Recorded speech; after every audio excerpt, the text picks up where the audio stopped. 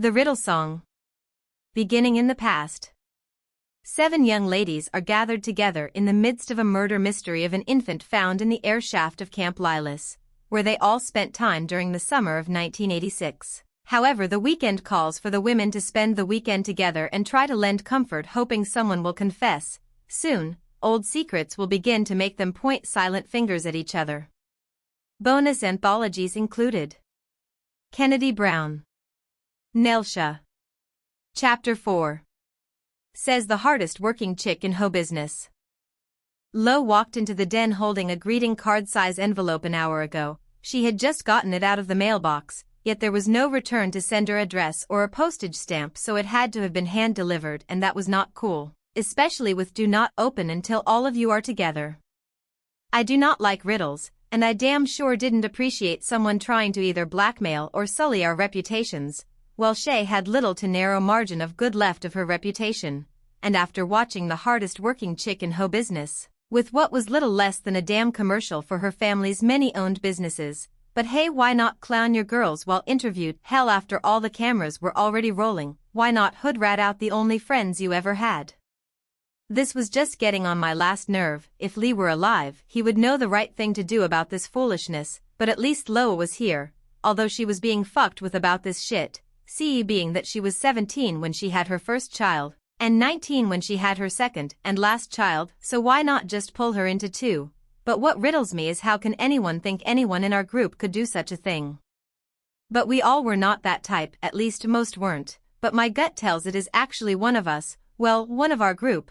I mean, why the hell would Shay feel so confident enough to volunteer her opinion? Yet she was acting with a confidence as if she dared anyone to blame her, being from a now prominent family, but as I mentioned, she spoke on each member of our neighborhood camp group except for Charlene and my sister, proven fact that she was not full-on stupid. Charlene was the bookkeeper for Shay's family, and maybe knew some tea to spill. And my sister, well, my sister would just beat her ass and smile for the camera as she did it, on video and uploaded to Facebook, and burn the event on a DVD and sell that shit for $19.95. Tessa. Chapter 5. Bringing up the past, buried secrets. Renee and Vicky had just arrived to join Charlene, Khalida, Nelsha, Lo, and myself. However, Shay texted Nelsha saying she was running late due to a lunch with some chick and her husband who had just hired her family's company to build a townhouse community in the old Northwood Mobile Home Park grounds, but I know she just had to make a grand entrance, as if anyone really gave a shit, because we all know, a few of us know better than others, Nelsha and Charlene, how much of a dirty hand Shay could deal. I never liked the bitch, plain and simple. I remember what an attention whore she has always been. She was born and raised right here in Greer SC, just like the rest of us, but she was always uppity, and as if her shit doesn't stink. I don't know where she got it from, but she had an arrogance about her that was downright sad, because before her dad finally married LPH her mom, her grandparents had named Shay's mom, Miss Juanita, their only child, as their beneficiary, when they both died in a plane crash on their way back to South Carolina from New Jersey. This made Shay's womanizing father see Miss Juanita in a new light, one lit up by dollar signs, and although he did improve their lives financially, it was her grandparents who are responsible for her father's wealth. Had he not needed a front for his car lot, which is where he sold much dope to many a fiend, and when that proved successful he did it again, and by the time he opened up a landscaping facade, which is now a front for Shay's husband Scotty and her dad to sell even more drugs, Scotty would have still been with Nelsha had Shay not tricked into believing she had her back. The only thing a hoe like Shay has, and has anyone's back, is a knife to twist in it. I just want this hoe to try me one time, this shit, because I don't like her, and if I dislike her, then why pretend? I will be cordial, but that is pushing it far enough right there. And I have not one iota of remorse after it is said and done. I will read that bitch a lot better than I could read this damn card, riddles, and shit. I am gonna need God and 2 of his disciples to give me strength. La Shay. All that's left is a band of gold. Frida Payne. Chapter 5. My husband Scotty was standing behind me as I packed my weekend travel luggage, preparing for a weekend with the Lilas. They really need to change that "love ya like a sister" to last but lying, simple ass bitches. At least that is all of their opinions of me. Even back in the day, they sneak hated on Nah, not gonna front, they in the face hated on me, and it was stupid as to why? Because my dad is a self-made and upper-class black man who wanted and got better for his wife and children, and gave it to us. The other reason is my husband Scott, who was fine as hell, hardworking, great dad provider, and I want a damn divorce so bad. If you offer me $5, I would yell sold, but I have yet to get my money's worth out of his ass yet. Hell, as long as bitches do a double take at my man, and I strut my fine ass alongside him, then it was worth it, but I don't even love him. But when I wanted him, I pulled out all the stops to get him. Although he was dating Nelsha at the time, I pulled strings, they broke up, and since I was the only one of her friends he hadn't met, so I volunteered to play Cupid, and I did, only not to benefit her, because I took Scotty from her and worked my game and bank account to lure his arrogant ass to me, and marrying into a good job. And do I feel bad about doing Nelsha dirty? Not in the least, especially after her ghetto-ass older sister beat my ass. But the hurtful part was Scotty kept trying to get back with Nelsha, but although I was not ready for motherhood, I pretended not to know that he was once again pursuing Nelsha after all the sex, freaky sex at that, so whenever we slept together, yeah, he still had time for that. I poked holes in the condoms, and soon, I had gotten just what I had fucked for. The old keep a nigga baby, and that has been my solution to this day. Keep this nigga's pockets lined, and I will keep him. I remember the day I confronted them both, acting as if I were shocked, amazed, or giving a shit. It was a week before the Lilas camp started, and this would not only be our last year eligible. Had they known I was pregnant, I would not have been able to attend, so knowing this, I waited until the time was right. See, I knew Nelsha, and although she despised me, she was no snitch. She would keep my secret, because she would swear I was a liar, and was playing the pregnancy scare tactic. Scotty, Nelsha, what the fuck is going on? Why are you in my man's car? She looked at me, and for a split second I felt that if I didn't blurt out it, she would pounce, and she made an effort, but thinking quickly, I blurted, Scotty, I'm pregnant. Nelsha stopped right in Matrix mode, and fell back as if she had been winded. I smirked until Scotty began laughing. Oh really? Which of many would be the dad? Because I strapped up every time, so get the hell on. Nelsha sat still, glaring daggers of hate at me, but sat back listening to me and Scotty argue. Shay, I am in the middle of a conversation with my girl right now. Scotty, I could give a shit about that. You heard me just tell you, I am pregnant, and know that your ass is gonna step up. Shay, get the hell on with that stupid shit. Get away from my fucking car, before, comma. I angrily cut his ass off mid-sentence. Before you what? Before you fuck around and make me get this shit repossessed? How in the hell you gonna have my car repossessed? Nigga, don't even act like I didn't give you enough money to put down on this shit, and been paying for it monthly. You the one who stole the money and gave it to me. You let your brother, Lamar, get blamed for it, so that is on you.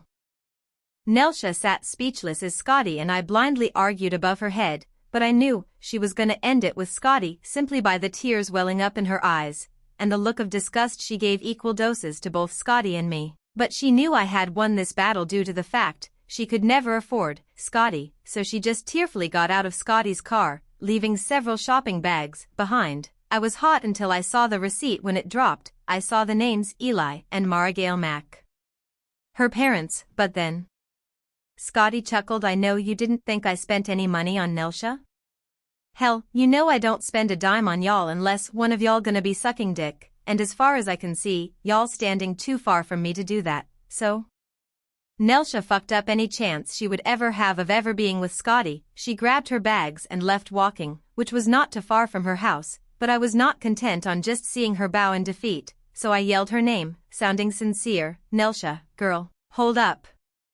Scotty was standing between us. She turned to look. I bent down, unzipped Scotty's pants, and said lesson in dick sucking 101. Back to reality. That was in 1994, and Scotty's arrogant ass has been greatly awarded by being my husband. He was partner in my dad's landscaping company, and he knows that if he even dreams of leaving me, he better wake up and unpack those bags, even the ones beneath his eyes, which always accompany him home, often with drunken red eyes or smelling of cheap perfume and thought aroma. I am so like in Frida Payne mode, but since I have never been one to tell my business to, on the outside looking in yet. Would seem Scotty and I are living the upper-class boss life and we were except Scotty thought he was the boss, but what really bothers me, but because this bitch knows family business, I was not feeling Charlene working in keeping books, although she always covered for me whenever she knew I had taken money from the company, but before I could set her up for the theft she herself had a bit of info that I was unaware of, and would be embarrassed beyond belief, and my father would have Scotty out on his ass and broke. As Charlene was going over the books one day, she noticed Scotty had a few private messages from 2 different attorneys at law due to the fact during our marriage he fathered not 1 not 2, but 4 children by 2 different women. Of course when I confronted him he beat my ass to the floor, before handing it back to me. I wear expensive designer clothes, but beneath them oftentimes I have either a bruise or cigarette burns. He never put marks on me that people could see, but even with the cheating and out-of-wedlock babies, which he obviously could care less about because he never brings them up, and Charlene flat out refused to give me the names of these women because she knew it would not be a secret any longer. And although it was her "don't want you in trouble" speech seemed sincere, I knew that was bullshit, because being Scotty's cousin, he brought her into the company, and if my family knew about the women and babies he would be fired, and Charlene would be the only thing he can take away from the company, so she will be ass out too. Maybe there was a time that I was ready to divorce him, but around that time Nelsha's husband had just died, and while paying our respects, yes, I do have respect for others, just not so much myself. He kept looking at Nelsha, as if he wanted to rekindle what they had years ago. Nelsha paid him any mind, and paid me very little either, but thanked us for coming, hugging us each. Scotty had the nerve to say, "If you need anything, call me." Both Nelsha and I looked at him. She was clearly not wanting to be in the same room as Scotty and me. I just looked at him. I wanted to divorce him then. I thought about how Nelsha and how she had to bury her husband Lee, and as I thought of her I was like, hell nah, this bitch is now grieving, but available. Scotty is a damn dog, but I be damned if he leaves me for the widow young. I also could have sworn he was also watching Vicky a lot also, which is funny considering for some reason he was so mean-spirited towards her. Always warned me about her claiming she was a lesbian when we were younger, and that he didn't put anything past me, since I backstabbed Nelsha, as if his ass didn't give me the advantage of the knife to twist.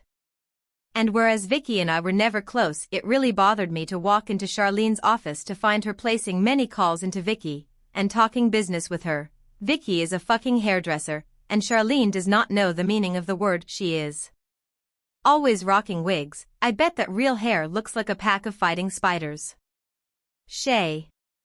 I know you hear me. Scotty bellowed. What, Scotty? I am already running late, gotta meet up at Nelsha's so we can all just take Vicky's minivan for the weekend at Comfort Inn. Gotta get our names cleared before Monday. Had your dumbass not got caught doing dirt, this shit would have never come up. Why the fuck you had to go running off at the damn mouth on TV? Scotty, your ass told me to do the interview. It was your landscaping company that unearthed the remains, and you reported it, trying to be Jed Clampett striking oil. You struck skeletal remains of an infant, knowing damn well one of us would be blamed for it. How do I know it is not one of your little unwanted bastards from way back? He looked livid. I braced myself for the slap, but he just chuckled, looked at me, walked up to me, squeezing my face, which was made up to perfection. I could feel my lipstick smearing my teeth. You could be right, but ask yourself, do you feel any better knowing that it could be mine by one of your friends? And maybe, just maybe, I will break down a lie and say you confessed it to me. You remember that little story that your daddy had covered up about you and that young dude Valens. Now if you are low down enough to get caught fucking someone who is not your husband in the damn janitor closet of the business he runs, then yeah, you would fit that mode. For back then, I did shit backwards. I turned a housewife into my whore, and you know you suck a mean dick to secure most of the top clients. Nigga please, that was to replace money your ass had been stealing, and nobody who knows me knows I would never abandon or bury a baby, throw it away. I am a good mother. Why do you think anyone would believe you? He thought for a minute and said, they will believe it, because it is you. Try me and find out. To be gone. He closed my bag, pushed me out the door. As I was picking up my purse, I heard him on the phone. Hey, just checking on you. What you got on?